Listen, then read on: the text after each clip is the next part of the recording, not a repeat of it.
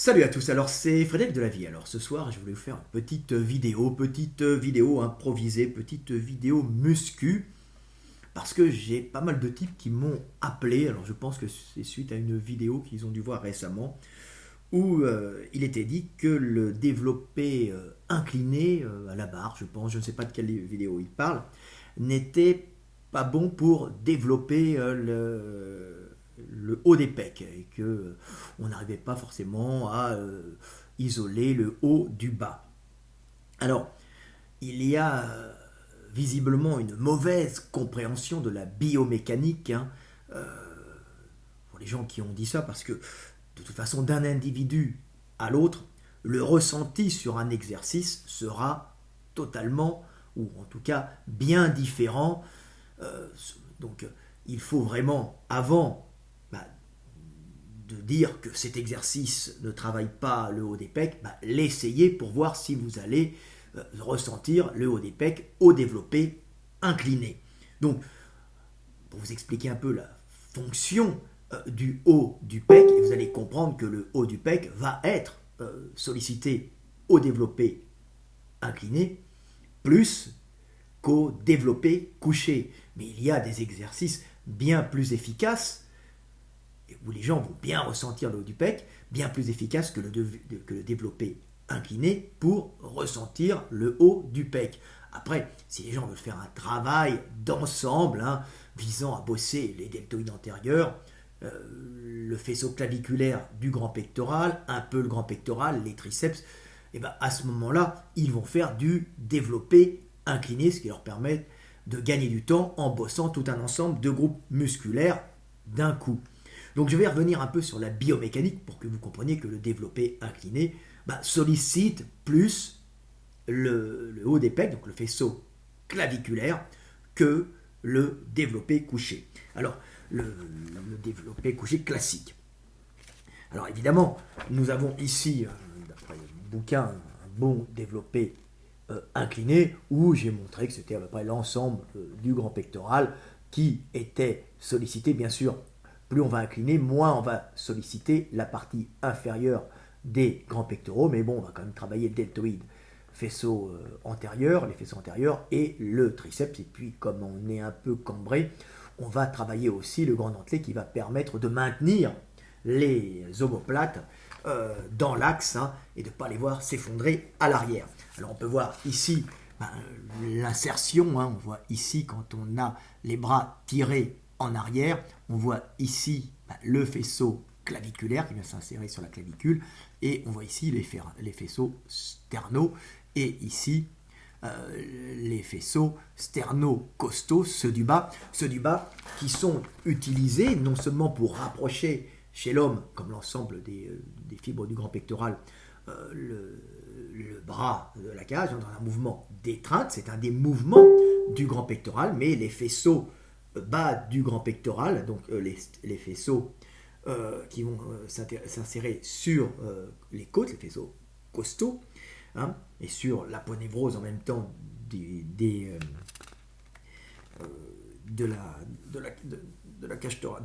abdos, donc ils sont là, vont servir à descendre le bas. Donc les grands pectoraux ont plusieurs fonctions, ils travaillent dans un mouvement d'étreinte, ils permettent d'étreindre. Vous allez voir qu'ils ont une fonction très particulière chez l'homme issu de l'évolution. Ils permettent de baisser le bras dans les faisceaux inférieurs.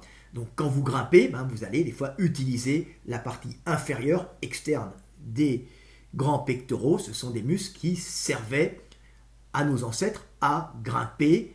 Oui, le grand pectoral sert à grimper, la partie externe, puisqu'il abaisse le bras. L'ensemble ici, la partie donc sternale sert, et vous avez la partie claviculaire qui vient se rattacher par-dessus, le tendon fait une espèce de U, et à ce moment-là, celui-là, il rapproche le bras, mais il a une fonction bien particulière, bien technique, c'est qu'il va participer à l'élévation frontale. Oui, c'est le faisceau du grand pectoral, le faisceau claviculaire, permet de lever le bras. Il agit un peu comme le deltoïde antérieur, Et originellement, il était même parfois parfois même on peut le retrouver, hein, parfois soudé, hein, chez certains individus, au deltoïde antérieur, donc le faisceau claviculaire du grand pectoral, des fois ne forme qu'une nappe. Ça peut même poser des problèmes parce qu'il y a des veines qui partent ici, hein, qui reviennent par ici et qui peuvent se retrouver compressées quand ces deux muscles ne forment qu'une seule nappe. Et le hiatus, donc le petit trou qui est fait pour permettre à la veine qui est ici, hein, de redescendre dans le système circulatoire, ça peut des fois compresser quand les gens se développent de façon trop importante le faisceau claviculaire du grand pectoral et les deltoïdes antérieurs, parce que ces deux muscles ont ontologiquement une origine commune, c'est-à-dire qu'au niveau génétique, ils viennent à peu près du même groupe de gènes qui a, on va dire, de la même mémoire génétique, du même codage. Donc c'est assez intéressant à voir. Alors la fonction, effectivement, ce qui a induit sûrement en erreur la personne qui avait dû faire la vidéo expliquant qu'on ne travaille pas le haut du pec à l'incliné, donc la faisceau claviculaire, particulièrement, je n'ai pas vu cette vidéo, je ne sais pas comment il l'a dit, c'est qu'il n'a peut-être pas de bonne notion de biomécanique, que je vous ai expliqué ici dans un dessin. Ici, je vous ai dessiné le faisceau claviculaire du grand pectoral, et on voit que le faisceau claviculaire du grand pectoral a pour fonction de lever le bras antérieurement, donc de rapprocher le bras tout en le levant. Bien sûr, ces faisceaux-là, les faisceaux sternaux, ne le font pas du tout puisqu'ils agissent dans un mouvement d'étreinte. Donc, si vous faites du développé incliné, vous allez obligatoirement monter légèrement le bras. Alors, évidemment, plus vous faites du développé incliné coude latéral, comme ça, moins vous allez bien solliciter le faisceau claviculaire, mais si vous commencez à mettre vos coudes en avant, comme vous arrière, comme ça, là, vous allez monter, et là, vous allez vous retrouver avec, quand on monte le coude comme ça, avec le faisceau antérieur du grand pectoral, le faisceau claviculaire, donc faisceau antérieur de deltoïde et faisceau claviculaire du grand pectoral, qui vont participer à la montée. Donc si vous êtes là et vous montez comme ça, vous allez bien le coude en avant. On voit des gens qui font du développé incliné légèrement les coudes en avant. C'est souvent des gens qui ont une prédominance deltoïde antérieure et faisceau claviculaire. Et à ce moment-là, ils vont bien le ressentir. Alors vous pouvez le faire aussi d'une façon écartée. Puis là, vous sentirez peut-être plus la partie centrale et un peu moins la partie supérieure. Mais tout ça varie selon les gens, varie selon leur constitution, leur structure osseuse, leur levier, la façon dont l'humérus est enclenché et la torsion de l'humérus qui peut varier d'un individu à l'autre. Oui, il y a des gens qui vont avoir la tête de l'humérus légèrement, la tête de l'humérus, c'est un humérus classique, mais l'orientation de la tête peut varier d'un individu à l'autre, c'est-à-dire qu'il va y avoir des gens qui vont avoir l'humérus qui va faire une torsion un peu plus importante, portant le bras à l'extérieur, ou d'autres, une torsion portant le bras un peu à l'intérieur. Tout ça varie d'un individu à l'autre, donc ce qu'il faut faire tout le temps, c'est vérifier sur vous-même si le développé incliné marche ou pas. Donc le faisceau claviculaire du grand pectoral peut, selon les individus, être plus ou moins bien sollicité à l'incliné, mais si vous ramenez les coudes en avant, il sera sollicité, en sachant que le faisceau claviculaire du grand pectoral, il y a des moyens plus efficace de le solliciter que le développé incliné, c'est-à-dire tous les mouvements d'élévation frontale avec haltère ou avec câble, en partant derrière comme ça avec un câble et en ramenant le câble vers l'avant ou en prenant un haltère, en ramenant en prise marteau, c'est pas mal, et là vous allez le solliciter. Je sais que pour moi c'est plus efficace que l'incliné. L'incliné, j'en fais pas trop parce que ça ne correspond absolument pas à ma morphologie. Je tire trop en bas. Je suis bien meilleur quand j'ai une espèce de mouvement bâtard entre un mouvement d'épaule et un mouvement incliné. Là, j'ai un axe, un angle où je suis monstrueusement fort. Ça dépend des gens. J'ai toujours été très faible à l'incliné et très faible aux épaules jusqu'au jour où j'ai découvert que dans un mouvement d'épaule très légèrement basculé en arrière, j'étais extrêmement fort, plus fort que la plupart des mecs que je rencontrais, alors que j'étais mauvais en développé incliné et encore plus nul en épaule. Donc, testez les exos et vérifiez si c'est bien. N'oubliez pas, deltoïde antérieur, il sert à élever le bras. Donc si vous faites un développé incliné, les coudes en avant, vous le ressentirez. Si vous le faites coudes écartés, un développé incliné, vous le ressentirez moins. Maintenant, c'est intéressant de voir les particularités du grand pectoral humain, qui est un grand pectoral, qui est une transformation au cours de l'évolution d'un grand pectoral qui servait à une locomotion bipède. Donc, il était fait pour que quand les singes, ou nos ancêtres quadrupèdes, se déplaçaient au sol, ils tiraient au faisceau claviculaire en avant avec le deltoïde antérieur qui permet de marcher à quatre pattes en ramenant les bras en arrière et en tirant avec les dorsaux quand on veut avancer, en sachant que la propulsion était principalement donnée par les membres postérieurs. Les autres permettaient d'équilibrer, d'atterrir sur les membres antérieurs, mais étant donné qu'on a une clavicule, on sera beaucoup moins efficace pour atterrir sur les membres antérieurs, parce que si on arrive sur l'avant à pleine vitesse, on va se fracturer la clavicule à cet endroit-là, à cet endroit-là, ou à cet endroit-là, on va se faire des luxations, sachant que les quadrupèdes qui sont purement quadrupèdes ont perdu leur clavicule, ou elles restent juste à l'état vestigial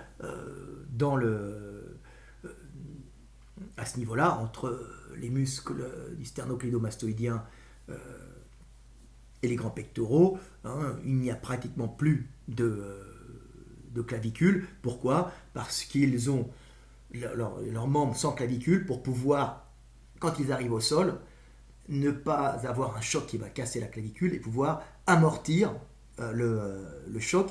Et à ce moment-là, leurs omoplates sont suspendues entre les grands dentelés. Donc je vous fais un cours de biomécanique. Les chevaux, quand ils arrivent sur les pattes avant, ils ne se pètent pas les clavicules comme si nous, on tombait en avant, on va se péter ou le bras ou la clavicule, selon l'endroit où on a une faiblesse. Alors qu'un cheval ou un chien, quand il arrive, paf, il arrive et il rebondit entre ses omoplates, sans clavicule, avec une clavicule vestigiale. Voilà, donc c'est très intéressant de comprendre ça. Alors nous, on vient d'un ancêtre quadrupède qui montait aux arbres, qui a conservé ses clavicules, et nos grands pectoraux, nos ancêtres arboricoles, servaient principalement à grimper. Donc la partie inférieure était très développée pour pouvoir tirer avec les dorsaux, donc on grimpe, et ils servent à grimper, et à se ramener en avant quand ils marchent, dans une marche quadrupède. Donc ils remontent, donc on a conservé, nous, ça, au niveau morphologique. Par contre, la grande particularité de l'homme, c'est d'avoir quitté son milieu arboricole il y a 6 millions d'années, on va dire, entre 3 millions d'années, on était déjà très bien adapté à la savane, on continuait à grimper aux arbres, mais on commençait à porter les bébés dans les bras, on grimpait un peu moins, et nos grands pectoraux se sont transformés pour des fonctions très particulières propres à l'homme, qui s'appellent la défense par jet ou la chasse. Donc on a des grands pectoraux qui ne sont plus spécialisés dans les mouvements vers l'avant pour se déplacer au sol ou attraper les branches, ou rabaisser le bras, mais qui servent maintenant, à la base pour les femmes, à porter leurs petits près d'elles, donc à étreindre, à prendre dans les bras comme vous prenez votre mère, votre fiancé, votre copain, votre copine, vos amis, vous prenez comme ça. Le singe, lui, il monte, il descend, il tape, mais il n'est pas fait pour étreindre, il peut étreindre, mais ce n'est pas sa spécialité, et surtout, on est fait pour lancer en rotation et avoir un grand pectoral qui accumule l'énergie cinétique de la rotation, de la course, et à ce moment-là, on renvoie musculairement, il se contracte, avec tout l'appareil ligamentaire de l'épaule, bien sûr, qui joue aussi, qui a les mêmes fonctions, et ce muscle s'étend comme un élastique, accumulant l'énergie cinétique de la rotation, et on renvoie avec contraction musculaire, et le choc aussi de l'arrêt brutal, on renvoie, il se recontracte, mais aussi il renvoie l'énergie cinétique qu'il a accumulée dans ses fibres, faisant de l'homme un lanceur extrêmement puissant, qui est capable de se défendre de ses prédateurs à la base en lançant, et ensuite de chasser et de tuer à distance. L'homme est le seul animal capable de tuer à distance, et c'est un peu grâce à nos grands pectoraux. Grands pectoraux qui accumulent l'énergie cinétique pour la relancer dans ses fibres, dans le matériel, dans l'élasticité de ses fibres et de son appareil ligamentaire, qui renvoie l'énergie. Donc on a des pecs très particuliers, Les pecs humains sont faits pour lancer, se défendre et tuer par jet, tout simplement. Et c'est pour ça qu'au développé couché, on voit des gars qui descendent la barre et qui la remontent. La descente est très importante parce que pendant la descente, on accumule en contractant l'énergie cinétique de la descente, du poids de la barre dans les fibres qu'on tend un maximum, comme des élastiques, et on pousse, on se contracte, tout en récupérant l'énergie de ces tensions élastiques dans le muscle. Donc, le double effet de la contraction et de l'énergie cinétique qui renvoie de la force qui a été accumulée dans ces tensions par la charge qui descend. Donc c'est pour ça qu'on retrouve ça. C'est pour ça que si on veut uniquement travailler la percussion, sans l'accumulation, la vraie percussion pure et dure, comme en sport de combat, on fait du stop and go, ce qui permet de ne pas accumuler d'énergie cinétique dans le muscle. On s'arrête et paf, à la claque, on pousse. Donc, en power, c'est pas tout à fait ça, parce qu'on va accumuler l'énergie cinétique, la maintenir, et boum, le renvoyer, mais avec des pecs déjà tendus par la descente. Alors que si on fait un vrai stop and go, style fight, donc combat, percussion, on arrête totalement, on détend, et paf, on part. Ça, c'est le truc que je vous explique. Ça, c'est de la biomécanique, c'est l'explication. Je vous explique comment on a évolué, quelle est la particularité de nos pecs, et la fonction du faisceau claviculaire qui est fait pour, à la base, élever vers l'avant. Et si on fait le développé incliné, si on ramène les coudes vers l'avant, on le sentira. Tout le monde ne le sent pas bien, il y a des mouvements plus efficaces, mais on va le sentir. Plus on s'incline, plus on sent le haut. Bien sûr, mais il y a des exercices plus efficaces, certains ne le sentiront pas beaucoup. Et plus on est horizontal, plus on va sentir les pecs. Et plus on est en décliné, plus on va sentir le bas du pec. C'est pour ça qu'en général, les power gonflent la cage, cambrent pour limiter la descente, mais aussi des fois parce qu'ils ont un énorme point fort bas de pec qui est souvent très puissant et qui permet de bien ramener la barre. Et à ce moment-là, c'est vrai qu'au développé couché, on va peu sentir si on cambre le faisceau claviculaire. Mais on peut très bien ressentir le faisceau claviculaire du grand pectoral si on fait un couché dos à plat en écartant bien les bras et sans cambrer, avec une espèce de coucher classique, culturiste, mais qui peut être dangereux en lourd pour un excès d'étirement pour ceux qui n'ont pas la morphologie, c'est-à-dire ceux qui ont une cage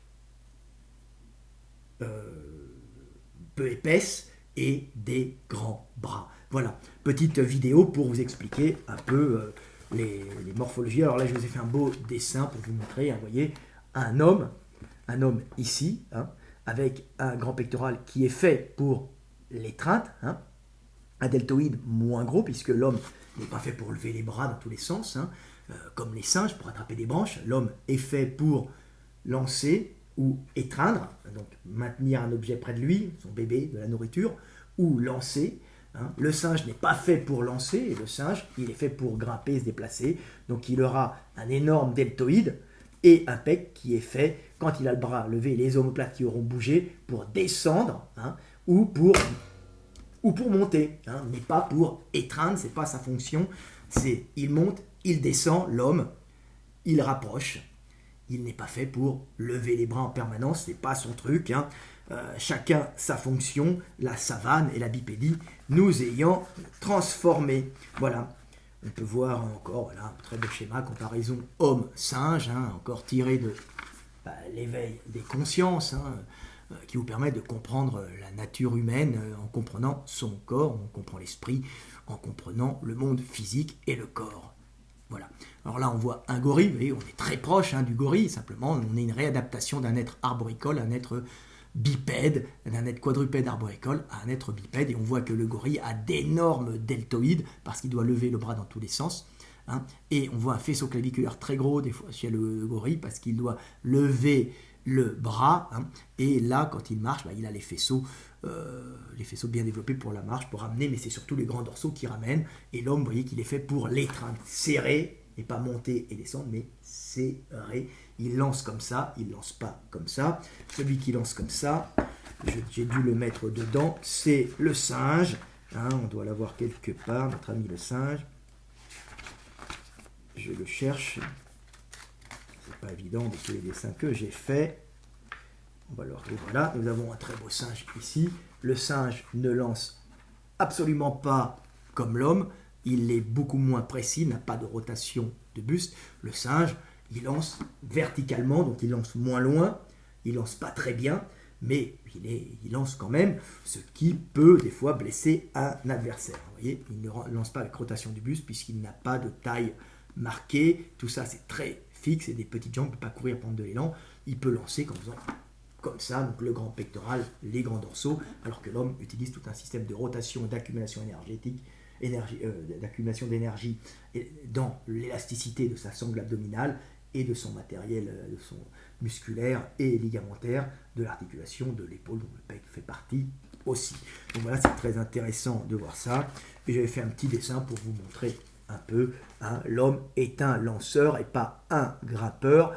Il a été entièrement, il s'est conçu, s'est adapté au lancer, puisqu'il a vécu par la chasse. Il a survécu par le fait de lancer. Donc il faisait fuir ses prédateurs en lançant. Il est devenu, il s'est adapté à ça, bipédie et lancer. Et là, vous voyez, un grec qui est prêt à lancer une lance pour tuer ses adversaires, vaincre, conquérir le territoire, pour pouvoir avoir les femmes. Voilà, ou protéger son territoire son territoire et ses femmes, son territoire calorique et ses femmes contre ceux qui veulent l'envahir. Et ça, on le fait avec les pecs. Hop, paf. C'est intéressant à savoir. Donc voilà, vous avez compris que le grand pectoral, l'incliné va vous bosser, bien sûr, le faisceau claviculaire, mais ce n'est pas sa fonction principale. On va moins ressentir que dans d'autres mouvements, mais plus on incline, plus on va travailler le haut des pecs. Mais il y a des moyens tout aussi efficaces de travailler. Si on fait un développé couché bien à plat sur le banc, on va travailler, on va bien les ressentir aussi. Mais bien sûr, si on passe les coudes en avant à l'incliné, à ce moment-là, on sentira aussi. Ce qu'il faut, c'est trouver l'exercice qui vous convient, voir le temps que vous avez pour vous entraîner. Ce n'est pas beaucoup de temps. Un mouvement incliné va vous bosser en mettant un peu les coudes en avant, l'ensemble, les avants d'épaule, le haut des pecs. Donc ça va bosser les triceps, donc vous allez bosser l'ensemble du corps.